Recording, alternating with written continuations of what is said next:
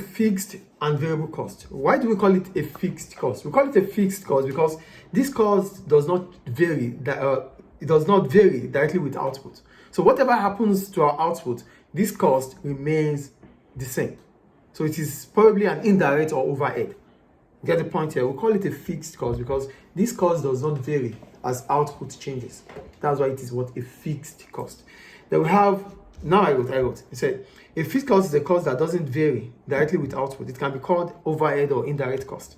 This means as the level of production changes, the value of a fixed cost will remain constant. So whatever your output is, your FC will remain the same. Examples of fixed costs are: one, spending on capital goods like equipment, machine, land, building. Whatever your output are, these things will remain the same. The cost will remain the same. Another example is rent. Your rent is constant. You use it or you don't use it, you have to pay it. Salaries of permanent staff, they earn salary, so it is monthly, it is fixed. So you have to pay them at the end of the month, it is fixed. Spending on advertisement and promotion, they are also fixed. The amount you spend on advertisement will not change. If the advertisement brings more customers or not, it will still be the same you pay. That's why it is fixed. Do you get it? Yes. Any question about fixed cost? Yeah. Good. And that takes us to what we call the variable cost. Why do we call it a variable cost? We call it a variable cost because this cost changes as output changes. It varies with output. So here I wrote, a variable cost is a cost that varies directly to output. Examples are overtime payments. So maybe we have the wages, which is probably the piece rate or the time rate. Piece rate is what you earn based on the output you produce. So you produce 100 outputs, you get paid for 100 outputs. You produce 10 outputs, you get paid for 10 outputs. That varies, yes or no? Another one is payment on the raw materials. The quantity of raw materials you buy is what you pay for. If you are buying 100 units, you pay for 100 units. If you are buying 7 units, you pay for 7 units. So it means as output changes, it varies with the level of output.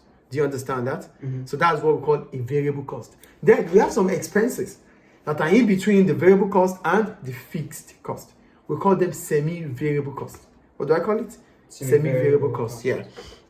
So for semi-variable cost, it's an expense that contains both a fixed and variable cost. So here, examples are utilities. When we talk about utilities, maybe your electricity bills. For example, a business might have a fixed monthly fee for electricity plus a variable charge based on actual usage. So you might have a certain fee that you pay on your electricity, but there might be a variable cost or expense that you pay based on how you use it, based on usage. So the combination of the amount you pay on usage and the service charge on usage and the fixed amount you have to pay becomes a variable, semi-variable cost. Do you understand utility here? Another example of semi-variable cost is sales commission.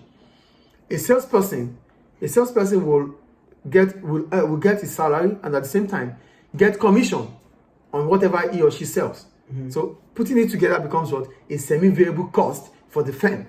Not for the individual, for the firm. I think you can. So the firm, if the firm has to calculate that on its statement, to calculate it as what? A semi-variable cost.